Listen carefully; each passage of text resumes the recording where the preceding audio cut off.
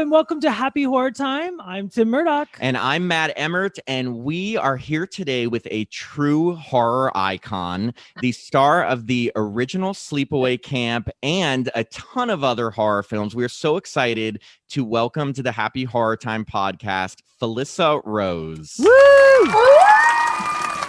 my gosh, thank you so much for having me. I so appreciate it, and I'm really excited. Thank you. We are beyond excited, and we've been beyond excited to interview you. And we have a ton of questions, and but we just want to, obviously we're going to talk a lot about Sleepaway Camp, but we'd like to talk about, you have such an incredible resume of horror. Huge. For two horror fans like us, you are the epitome of everything we love. And we're gay.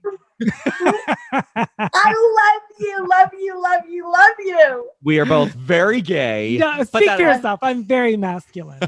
You know what? I like my community. I always feel so.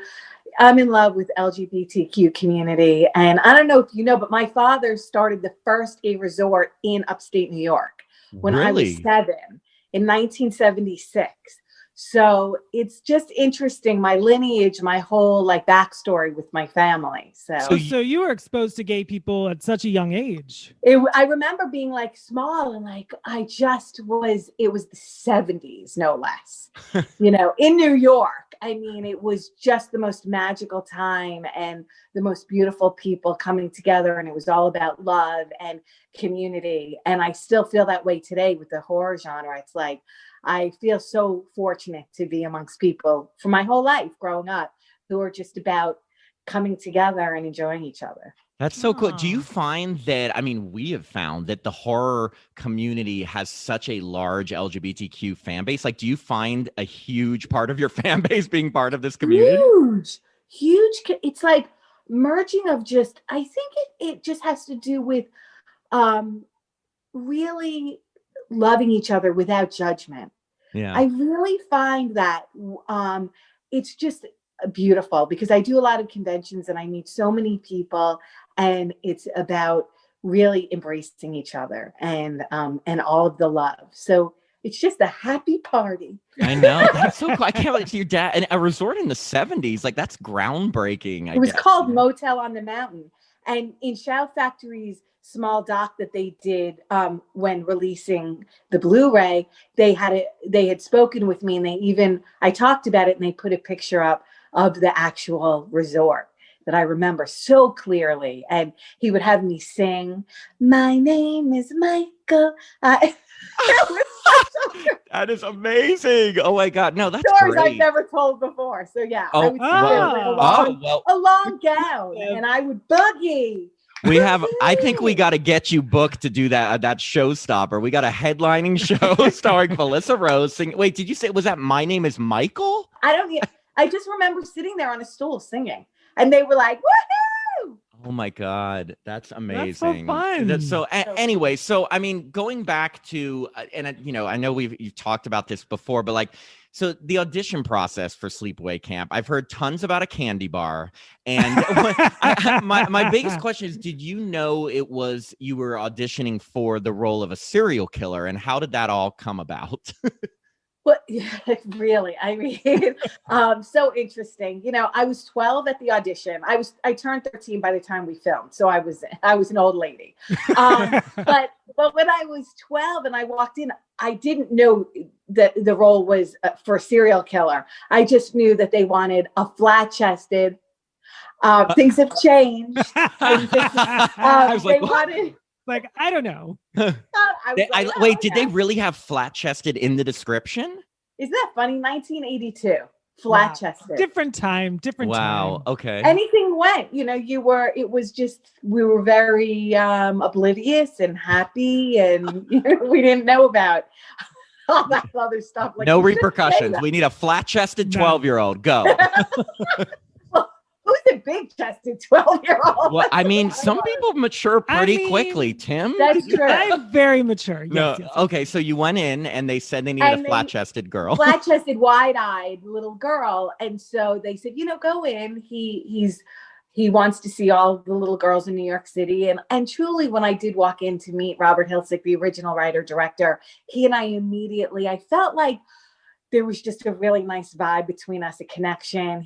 I was very comfortable hanging with him. And he did ask me to eat the candy bar. And I thought, I was always trying to be funny and silly. So I was eating it and I'm picking my teeth. And he was like, okay, just stare like you're kind of hurt, So I gave him my stare and we talked a little bit. And like I said, we got along and I left and I said to my mom, I think I got that role. And she was like, oh, stop. There's a million girls. Settle down, little one. And I was like, no, I really do. And then I got the call back like 2 weeks later.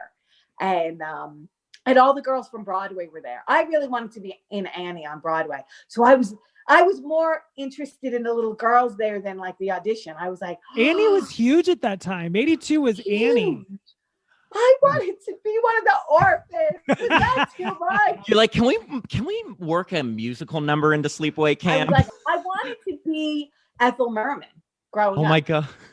Well, don't we all? Don't we all? Didn't we all? Wait, so when they call you back but you said, so you thought you got the role, but did you know it was a killer, or were you just like, hey, I'm just eating a candy bar? So so on the call, I was like, wow, this chick is eating candy. Now, on the callback, they had to tell my mom about the end scene because they had to get permission from all the parents. And my parents, being who they were and amazing, were like, yeah, that sounds cool. She's a killer, she's trans, like this is great. So there wasn't question other than how they were going to do it. Well, so all the other, this movie has so many kids at camp. Like there's a lot of extras in this movie. So like, did every kid know did they have access to the script? I mean, did anyone have no one knew. No one knew. Wow. Not even the cast. I was the only one who had the last page. So no one else knew. And I have to know, I mean, obviously I wanted to wait to get to the end scene because there's so much to unpack. No rules. But like, I need to know, how was it written? Like literally, does it say camera pans out to reveal? Like, what did it say in the script? I should get it. I have the script. It says, Susie and Ronnie are walking towards a humming sound. They don't know what it is, and they just see the bare back of Paul, which when I have not ever said this before. I'm telling the two of you. Love it. I was really sitting there with maybe a little bathing suit, and he was naked in my lap with his bare ass. Because that's what you see. Yeah, I know. Yeah. When it's panning in and it says camera pans in and you notice two kids and then the sudden flashback to Aunt Martha and then that monologue. And then the reveal that, oh my God, she's a boy is the very last line. Really? Wow. Because I was just wondering, I'm thinking like as a 13 or 12-year-old, I guess before you were 13 when you were filming, I'm trying to think as a 13-year-old, like, did you even understand what that meant? Or did you think what did you even understand about what that meant? Because I have given, it's been a few years. It's been close to 40 years. So isn't that crazy? It's so crazy. It's unbelievable. It has been my entire life, and I'm so grateful for it. I really, this movie to me, it's sort of like a child, honestly. Yeah. I care for it. I care about it. It's the fabric of my entire existence, personally, professionally, everything.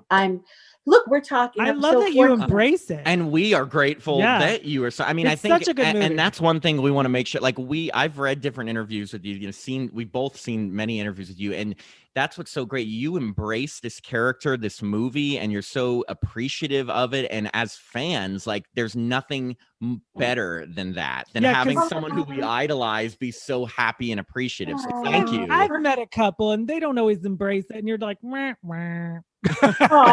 We're like, yeah. I know. I hate that. Always makes me sad because I'm a fan of so many people. So I always want them to be as excited as I am. I'm like, but but yeah, I mean, I think I understood it a little bit, and I really understood it the night I saw it on the screen. And Yeah, tell us about that. Was there a premiere? There was a party. We had like a big party. We didn't have a premiere, like a regular premiere. It was sort of like the director was in the other town over from me, so we all went to the same theater. I brought my whole 8th grade class. That's awesome. They had gone through it with me, and I sat in one of the back rows with my best friend, who was my first cousin, Kristen, and she had been an extra in a lot of it. And we sat together, and I remember very vividly the final scene, and I was like, wow. Like, that's exactly how I recall like, oh, that's what, because I was only there for my part, and then they quickly got rid of me and did the other part with the boy. So I didn't really get to see what they had filmed.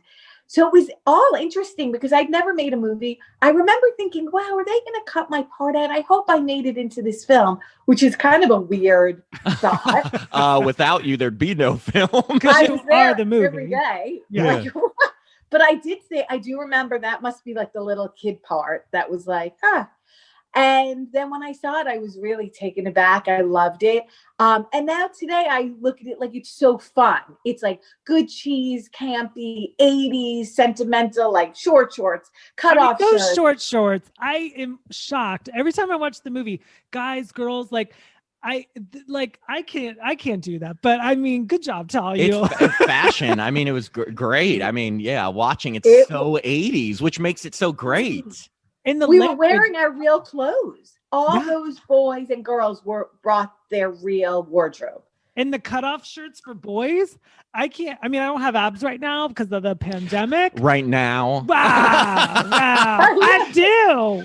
No, I love that you brought your entire 8th grade class. Like, were any of the students, like, did you have to tell the parents that this is going to be like R-rated, or like you're going to see a penis in this? And by the way, I've read the person who did that scene is like some college student. Have you ever tracked that person down? Because we need to interview that person. He's the star of the movie. I mean, really, I told Mikey with the documentary, we need to find him. We really do. How do you go? I mean, do you hire a private investigator? I think we can call the union. It was a SAG film. So I told Mikey we should really call SAG and find out what his name was. And I'll find out from Robert. I think Mikey and I mentioned that recently. We should ask Robert. That is like, because is it true? Again, I've read stuff, but it's like, it was a college student who needed money, or they're like, hey, we need you to be naked and have a 13-year-old girl's casted face superimposed on you. I wonder. I do recall, and I've never said this before either, I do recall they were driving. We were in upstate, so there was Albany State and a lot of maybe Oneonta, a lot of upstate New York colleges. And I remember them saying they were all driving around, like a bunch of the producers and the crew, and they were like rolling down their window like, hey, come here, and asking boys if they were interested. This is all weird. And they were offering $250. You had to shave, so they had to be my height, slim. I was very tiny at that time. They had to be willing to shave the body. They had to wear that mask, which was a small mask. So they had to fit. So it was a whole, they had to be somewhat my coloring, So it was sort of a narrow audition. And this one boy, I feel like his name was Glenn, because I do recall meeting him very briefly. He was drinking Jack and they were shuffling me out. So, but I remember, he was not happy. He was crying. It wasn't a fun $50. I would have done it. I was just going to say, like, you're in a mask. And it's like you're a college student, you need a little extra money, and then you're in an iconic classic horror movie. Yeah. I mean, I'm thinking we have to, Felissa, I think that we need to team up and do a documentary about finding the guy who did that. Finding Glenn. But in quotes, it say maybe his name's Glenn. We don't know. We don't know. Well, we don't know. I don't know why Glenn feels like it. I don't know. It is funny though that person hasn't. I feel like now I would come forward. That's what I was gonna say. He has to be. It's been 37 years. 38 years. 38 years. Oh God. gosh. So if it's Yeah, so I mean, I feel like I would look back on that and be so proud of Yeah. that moment. And especially with the 40th anniversary.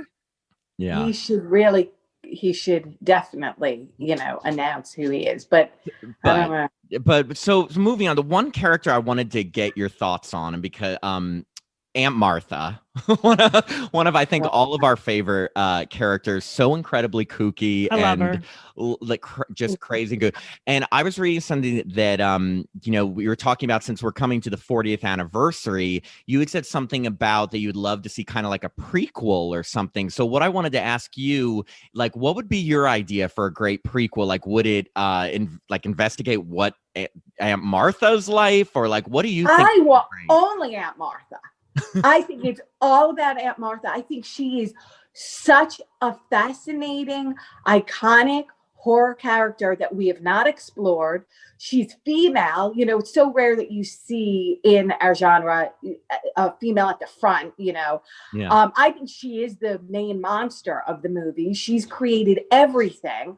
I would just love to know her history, her background, her marriage, not marriage, her just everything, her sexual orientation. I would love that she has a wife, and I would just love everything to be explored and understood about this particular woman. Wouldn't it be exciting? Oh, yeah. She actually, so we just rewatched it for like the 900th time just a couple days ago, obviously.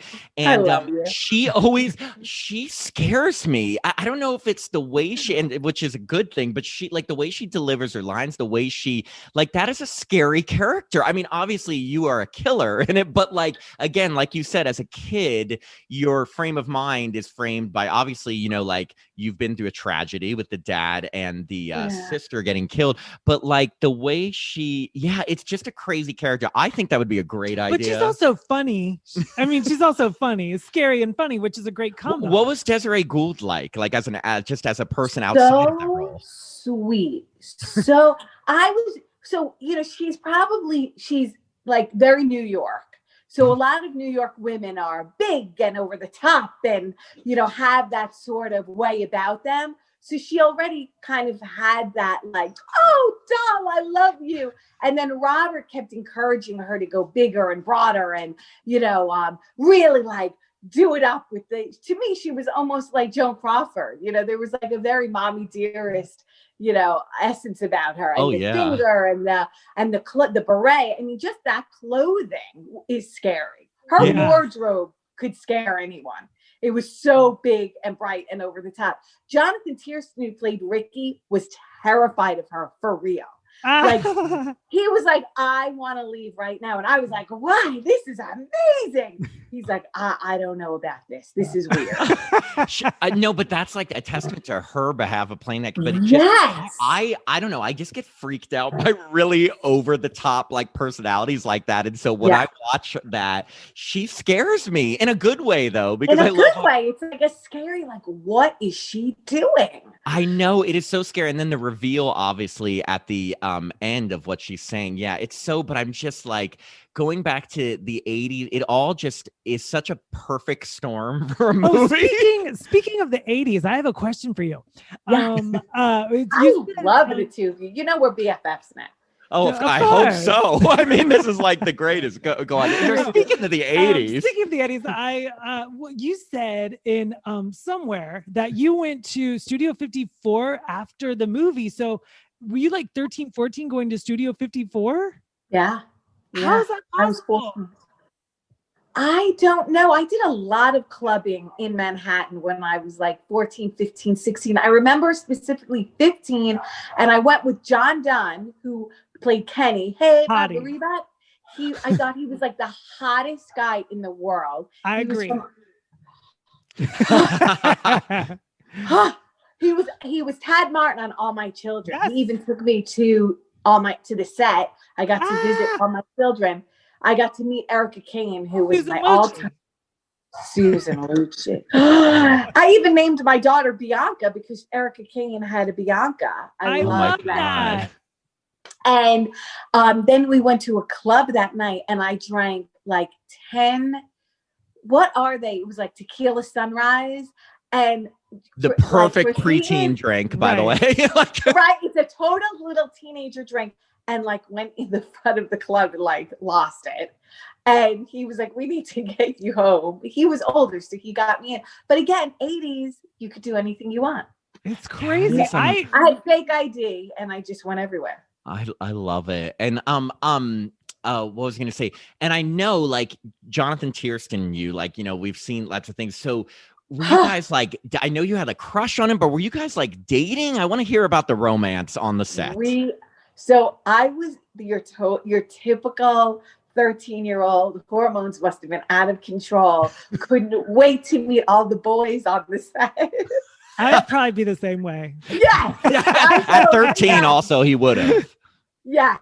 I was, as soon as we got there, I was like madly in love with him, with Jonathan Tiersten. He was cute. Yeah, I mean, like as creepy as that says for someone at my age saying, but like as a, you know, he was a cute kid, like a teenager. He was hot. He was 17. Yeah. Okay.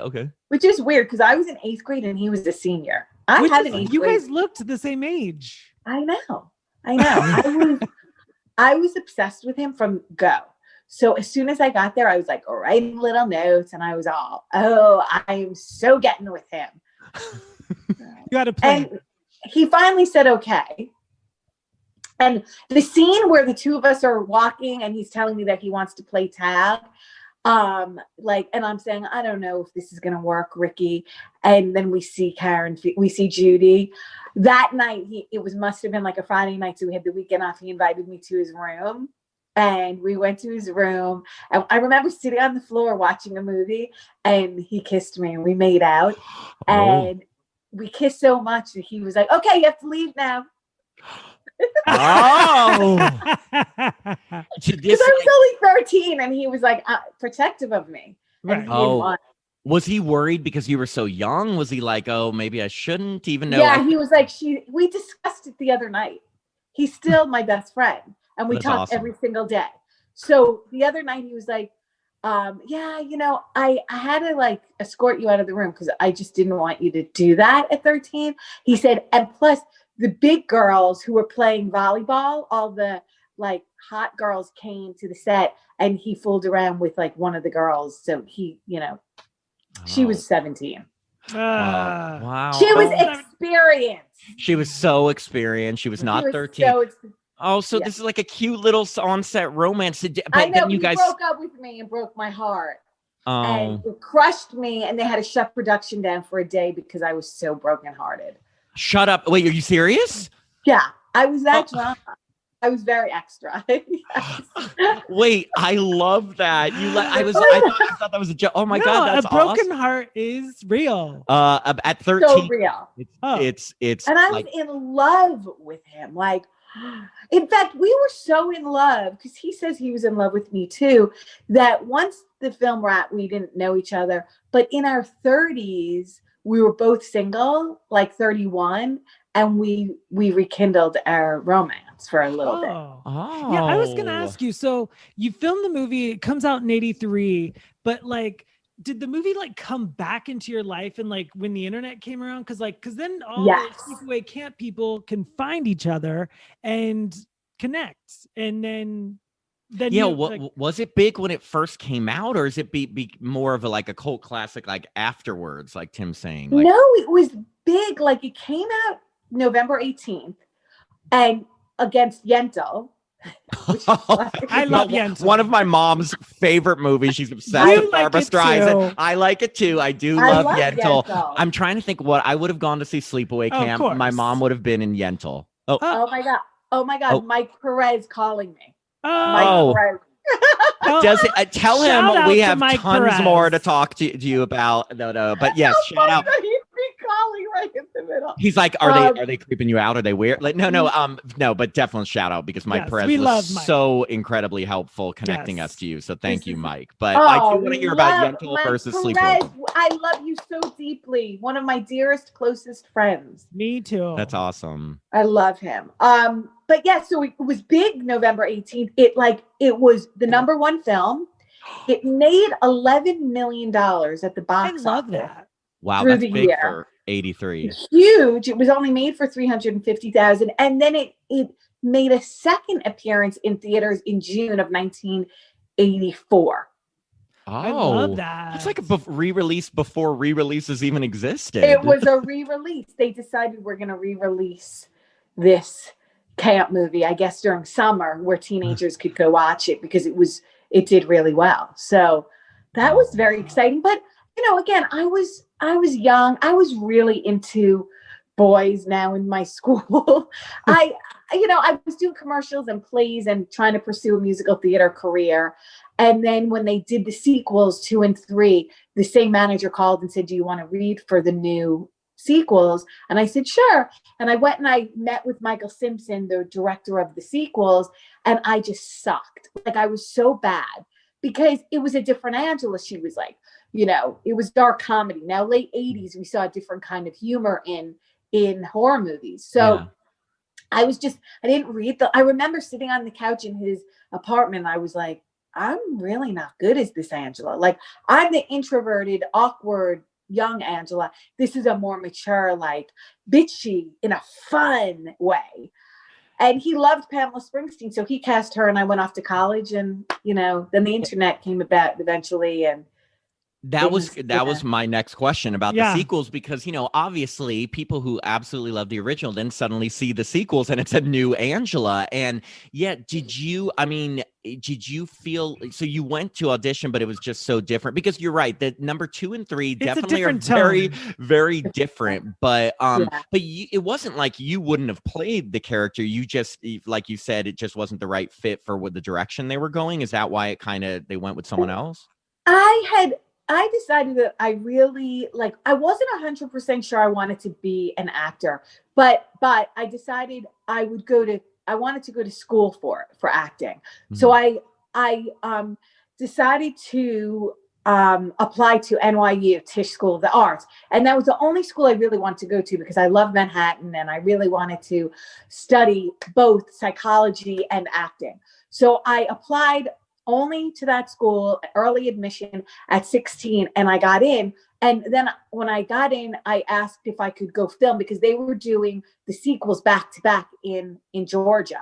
Mm-hmm. And they said, no, you'd have to reapply. So that I kind of relied on what their answer would be. And so when they came back, it felt like Michael wasn't really pursuing me. It seemed like he really was set on Pamela, but maybe his decision would kind of, he'd have to think about it more if I said yes. But since I got in school and he wanted Pamela, it seemed like the right thing. And I went off and studied for 4 years, and he gave 2 great sequels to the, franchise with Pamela Springsteen, who I love in that role. I think she's absolutely phenomenal. I think my husband's more in love with her, but that's okay. It's a different story. Have you ever met her or spoken with her? Never. No. Okay. We're calling it here. Yes. We need to get a Happy Horror Time exclusive of Felissa Rose and Pamela Springsteen. I would love that. Yeah. She doesn't talk about it. That's the thing. I've heard she doesn't talk about it. And I feel, but maybe at some time she would, it's like almost like, well, she wasn't, 13. You know what I mean? Like, it's your movie's so special, and it's so, I'm a broken record, but it's so great. No, it is. But I could just see you guys talking about different Angelas. I'm wondering why she hasn't. I heard that she just isn't really fond of them. This is just hearsay, so I'm not speaking for her. I think I think maybe it wasn't like an amazing experience, and she has such a full, beautiful life being Bruce Springsteen's sister and being a photographer, and maybe she's just sort of left that in her past, and it's just not anything that she really wants to kind of speak of. But I would love to chat with her. I totally respect that, but I think after a few more years, I'm calling it now, Felissa, that Pamela and you will get together. No, I feel like after years go by, it's almost like you know, you have to look back at anything that you've done, and just especially because it has such a cult following. And a lot of times people we've spoken with, it's like when you, and I'm sure you've noticed this at horror conventions, like when you see the amount of fans that love and embrace these movies, like how can you not have a good memory of it, even if it wasn't the best, say, filming experience, or maybe it's not the greatest moment of your career. Like when you see so many people love and embrace these movies and want to hear from you, I would hope that maybe at someday that would get her to speak about it, but we'll see. We'll see. No, I hope so. It would be beautiful. I would love that. So moving then to, so then there was Sleepaway Camp for the Survivor, and that I don't was know like, what that is. okay, so that's exactly what I wanted to ask you, because all I've heard about that is that there was like, it was unfinished, and it was like a few minutes, like some minutes of footage. It was like put on a DVD set, but you're credited on IMDb as like in it. And then I'm like, so I know, so you should check your IMDb page. Do you know anything about that one? Nothing. No one even told me about it. I just heard that the person who put it together, it was like kind of a fan film, and then Anchor Bay needed extra things to put on it, and he was, so interested in it. And again, this is when DVDs were just coming out. He got it released there, and that was, the beginning and the end of it, because it never saw it. We didn't see any more from it. No, I know. It's such a weird entry that nobody really knows about. But then we get to Return to Sleepaway Camp, which I know you were a part of, with Jonathan Tiersten and Paul D'Angelo. And who else? I mean, the original writer, director also. Was there anything else in the original? Was it the three of you, or? It was just the three of us and Robert Hiltzik and his girlfriend on Sleepaway Camp. They were 24. So young. He was then married to her with three beautiful girls, and they were young teenagers, or they were young, and they were all on the set. Oh, that's cool. So what was it like revisiting the role and with old cast members? Was it just like, I mean, I feel like such a cliche. Was it just like a reunion? I mean, like, but it was was the greatest. You do something in life. It was such a beautiful experience for me being on the set of Sleepaway Camp. So I have this fond memory. I was young. I didn't get to go to all the parties. They, they boozed it up without me. So once I got to go, I was like 33 maybe when they did it. Return. So I was now an adult. I was with Jonathan Tiersten as good friends. We were good friends. We weren't dating or anything. Mm-hmm. And we got to relive the experience. It had so much sentimental value and so much excitement from our childhood that we got to live it all over again. And we just had the best time ever. I was an insane person. The joke was, I would tell the crew, party in my cabin tonight. I would have parties every single night. We'd play Truth or Dare. I was just having the time of my life. And that's where I met my husband, because he was such a Sleepaway Camp fan. He kept emailing me. He was the front man in a band at that time called CKY. He had put the Angela face on his guitar, on his CD, on his T-shirt that he wore on Jackass. And he kept emailing me, telling me that when he was 12 years old, he told everybody he was going to marry the girl who played Angela. And he came to the set. The director was like, yeah, have those guys come and make a cameo. He flew to the set on the red eye. And the minute we met, the band was like, are you single? Would you like to meet Darren? I was like, sure. As soon as the cabin door opened, he was standing there, and I was like, hey, want to conquer the world with me? And he was like, okay. And we've been, stuck together since. That story just gave hope to fans. I mean, it is funny. Like, first off, that's a beautiful story, but I feel like now, every horror obsessed fan is going to be like, maybe I can marry my Scream Queen love. I mean, I'm gay, but I do appreciate a Scream Queen. Yeah, or we have a lot of Scream Kings. Yeah, exactly. And also, wow. So then you got to reprise a role that you had played. You got to reconnect with former cast members and director, writer, and you met your husband. Jesus. And I got to drink on set. You're like, finally, I'm of legal age and I can party on set. That I was like, woo! It's Studio I was a 54 nut. all over again. You're like Studio 54, but legal.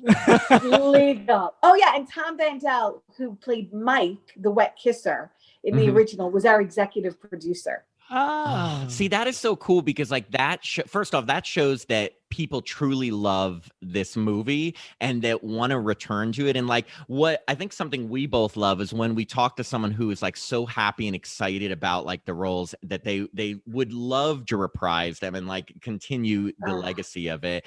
And it's such a because it is become such a cult classic. But one thing I wanted to ask when we're talking about fans, what is the craziest thing a Sleepaway Camp fan has ever asked you? Because I'm sure people come up to conventions and ask you crazy stuff, but what's the craziest thing a fan has asked you? Has asked me. Yeah. or like maybe sign something. Or Yeah, anything. I signed dildos. I've signed little can of like wieners. Like I don't even know where they're from. They're like a little can of, I think Like it was in Franks and Canada. Beans? Yes. And and questions, I have to say, like, I love all of the friends that I've met because of Sleepaway Camp, and they've all been so loving and just supportive. I've had a lot of really meaningful connections. I've made some of my best friends I've met at a convention. My best friend in the world, his name is Austin. He just came to my table at Days of the Dead Atlanta, and he lived in Wisconsin, and he said, I really want to get into the film industry. And I said, move out to California. And he lives here and he's working all the time. And I don't know, I just have met the most incredible people. I think That's I've so- met Austin. Huh? Is his favorite? Austin Brooks Yeah. Is his like he loves Halloween? loves. Okay. Yeah. Yes, I've met Obsessed. him. He's a nice Yeah. guy. That's a cool story. Yeah. I I've met a lot of people like who are so near and dear to me and really in my life because of conventions and ultimately because of Sleepaway Camp. That's so cool. We do have a couple non-Sleepaway Camp questions for you because your IMDb page is unbelievable, Huge. like huge. Aw. And so we knew we'd be remiss if we didn't talk about a few highlights. And one of them is being in Victor Crowley, which Hatchet 4 You were for my people. favorite actress in that. Our favorite Aw, part. You were our favorite part, but I just have to ask you about your death scene because that was the most incredible death scene I have ever seen in any horror movie in my life. I hand to God, I swear to God. And I want to know, what was it like doing it? Because that is the best death scene I've ever seen. And what was it like, the whole experience, being in a Hatchet movie and all of that? And being so funny in it. Like you really bring the fun to the movie. Aw, thank you. First of all, I have to say that's like probably the top 3 best experiences I've ever had in my life. I can't even talk about it. It was such an amazing. I'm a huge Hatchet fan. I remember when Hatchet came out, I was obsessed with it, and I loved Adam Green in so many ways. He is such a special individual. And he was at a convention sitting across from me. I was too afraid to say hi to him like 6 years ago. And a friend brought me over and I was like, hi, my name is Felissa Rosen. I just want to say I'm a huge fan. And oh my gosh, I'm freaking out. I like laughed. And that was it. And then a month later, he sent me a beautiful email saying, it was great meeting you. And would you like to do Scary Sleepover? And it was November of like 6 years ago. I ran around my house like flipping out. My kids were like, are you okay? I'm like, oh my God, you don't understand. I got the best thing. And I got to do Scary Sleepover. And I was talking about my New York manager and how she talks like this. And oh my God. And he said, that's when it clicked. Oh, let me write that publicist part for her as the New York publicist. And so like 8 months later, he invited me to Ariscope and said, oh, I'd like to speak with you. And I said, like, okay. He said, about a film. And I thought, I will bring this man coffee, like whatever he needs. I will shine his shoes. I will do whatever he wants. He said, you have to sign an NDA. And I signed the paper. And he said, I'm doing Hatchet 4. And I was like, wait, what? Because now it's clicking in my mind, like, wait, is he saying that I might have a line in Hatchet 4? This is all going on in my head. So I'm like, oh my gosh, what's happening right now? He said, I wrote this part for you named Kathleen. You're going to be Perry Shen's. And I just lost it. I like fell on the floor. I was crying. I was like, I can't handle this. This is too much. And I drove behind him because then we were going to another studio to do his movie Crypt podcast. And he said all I could see in the rear view mirror was me calling my husband going, since this is a podcast and it's a visual medium, Felissa just went crazy. Yeah. Yeah, he's like, I don't think she's gonna make it. And then Joe Lynch came out and he knew and he was like, congratulations. And I'm like, I don't know what to do with myself right now. It was just, yeah. So it was incredible. And I'm in love with the cast. I'm best friends with Tiffany Shepis and Dave Sheridan and, you know, Laura Ortiz and Crystal Joy Brown and Q, we were all one group. And then Joe Bob Briggs recently did it on The Last Drive-In. He showed Victor Crowley and we had the whole cast there, Kane and Q and Tiffany and who else was there? Adam. My favorite one out of all the Hatchets. Now stop sucking. I'm just saying. No. We had so much fun making that. And it's so funny. Right before I did the podcast, like at 4:45, Kane called me. I love him so much just to shoot the shit. And we just had like such a good time on the phone. I'm like, oh, I gotta go. I gotta get on the podcast. For people who don't know, Kane is Jason Voorhees. Kane Hodder. Well, but he's also Victor Crowley and all the Hatchet. And he's Victor Crowley. And I have a podcast with him called Casualty Friday with him and Tiffany Shepis. And we've been on hiatus for a little bit. And now we're going back the end of this month. So that's awesome. Perfect time. There's a pandemic. We will follow it. We will listen to it. Everything. No, of course. Thank you. So when's Hatchet 5? I think he has to do a Hatchet 5. That's the they thing. They left off with Danielle Harris, like. You didn't know what I know. I remember in Hatchet 3, you didn't know what happened. I know. Great. But we could talk about Hatchet for forever. But one other series I read you're going to be involved in, which I am really psyched. So I absolutely love the movie Terrifier. And I heard that you are in Terrifier 2. And I'm sure there's not a lot you can tell us, but tell us as much as you can, or tell us one thing that you have not told anybody else about Terrifier 2. Do you die? No, not that. But tell us, what can you tell us about your role in Terrifier 2? Because we're very, very excited about that sequel. Well, similarly to my relationship with Adam, I stalked Damien Leone. So I guess like the moral of the story is if you want something just really hardcore, like just stalk the person.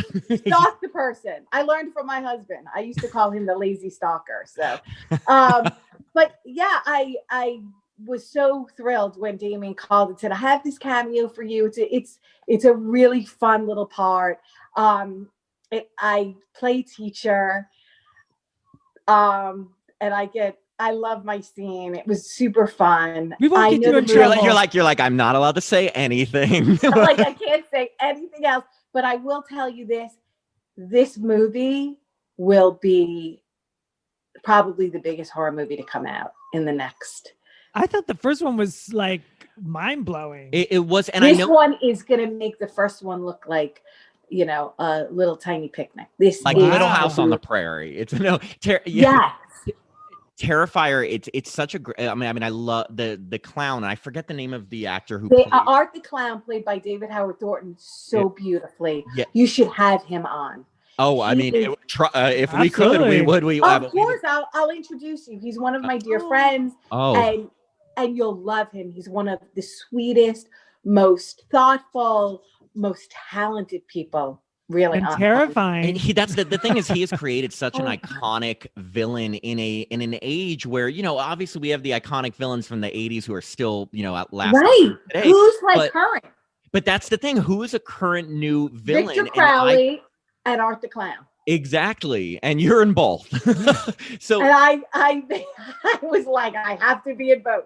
No, I mean, and it comes out, is it supposed to be released in spring? Because I know I was so looking forward because I think it was supposed to originally be released in October, right? October, yeah. But then COVID screwed everything up. I know. And they still, in fact, David and I are on another project and he said, I think he has one more scene left. I would expect maybe the summer. I think it will be. I know Damien's working really hard. He's a dear friend of mine. We talk. He's the nicest. You should have both of them together. They would love it. You'd love them. They're super down to earth, creative geniuses who would love nothing more than to get into some Terrifier stuff. No, we would absolutely love that. So I just have two more questions for you that are some like general questions. The first one is, do you have a personal favorite Scream Queen? And if so, who is that? Or if you have a few. I have a lot. I have a lot. 5. Oh, you can or do one. Yeah, whatever. I'll do 5. I'll do Danielle Harris. Love her. We love her. Tiffany Shepis. Got it. Love her. Serena Vincent. Ooh. Oh. Barbara Crampton. Mm-hmm. Heather Langenkamp. Tuesday night. Amanda Wiss. No, I mean there's so many. But they're all my good. Those are my girlfriends. Yeah. No. That's Dee Wallace. Yes, I know. There's so many. I know so many incredible. And So then many, another. and we're all really, really close. And that's good. That's a cool, fun club to be part of. I know, and it makes people like us who are jealous. Just fans like jealous and fans at heart. Like we're so like, oh my God, it's so cool that you guys hang out. You know what I mean? Well, I'm still like very fanny. So I'm on a text thread with Danielle, Serena, Tiffany, and Dee. And I'm saying it like we're just having a phone call, the three of us. I like, no one will hear it. I honestly, after like we're all joking and laughing, I put my phone down and I'm always like, I'm like, I get on this thread. That's how, to be honest, that's how I was when I was texting you yesterday. I was like, did I just text? I was like, did I text Felissa Rose and she sent me back like a heart? I swear, I told Tim, I told my boyfriend, like I was like giddy. So your dance, I was love you. That's the equivalent. Sweet. Seriously, like that's I was going nuts. But anyway, that's so sweet. But no, I really I do get cuckoos. Like Danielle was inviting us all to something, and I'm always like, because I'm really a fan. I'm a big horror fan, and like that, my whole house is run by it. So when I even tell my husband, I'm like, I mean, can you believe like I was just talking to like Serena Vincent? I'm obsessed with her. I love Cabin Fever. I love her. I love Serena Vincent. That's awesome. Can I tell you something about Serena Vincent? Please. She is one of the sweetest people, like a heart you can't even imagine. Like she's just a beautiful person. And then when you do Instagram and like if she'll write like I love you in a comment, and I just like melt. I'm just like obsessed with her. I really love her. That's so cool. It's so great, like hearing about how amazing these people are, and Mike was telling us, he's like, you're gonna love talking to these people. Like these are like the cream of the crop, like the best people. And that's why, because like I was telling Tim, I was so nervous about this interview because I was like, oh my God, I want to make sure we say the right stuff. And like, because I've idolized her for so long. And so it's just like, yeah. But this is so fun. This is so incredible. Oh my God. It's been so fun. I'm so honored to be like that. You would take the time to talk to me. I cannot express that enough. Like you're taking the time to talk to me is just like, I mean, really, I get very like I'm really sensitive and I get really emotional about it because I like just sit and think about like it's just amazing to me. Well, I mean, I could say the same thing. Yeah. Like the pleasure is all ours. Yeah. And I mean, like, seriously, this is making our day, week, year. But the only other thing I wanted to ask you, if there was any role in the history of horror that you wish you could have played, what would it be? Ooh. I know. Trust me, I spent time thinking of these crazy questions. I just wanted something a little different than most people will ask, but like any role that you love. I think you're super funny. If you can mix comedy and horror together, I don't know. I would love that. I love Tina in Part 7, Friday Part 7. Oh, Lara Park, like movie. That's because I love Lara Park Lincoln. She's amazing. That's a really powerful role. I agree. My favorite sequel. Yeah. there's so many. There's a million that I love and that I would love to play in The Shining, the Shelley Duvall's performance was incredible. And Texas Chainsaw Massacre, I think Marilyn Burns gave us one of the greatest scream queen, like authentic, legitimate. That's one of my favorite movies. And it was so primal. I feel like her entire sequence where she's like running and crying is just so deeply connected and beautiful. Yeah. So yeah, but I do love my comedy. I do love comedy. So that's the thing. I was so happy you wrote Kathleen to be such a, 1, 2, 3. Oh, here's the big one. I loved it. And again, the death scene, incredible. I feel like that was a little bit of an homage to, Sleepaway Camp. I mean, I was anatomically wondering if wait. Here I am. There you go. If a child crying.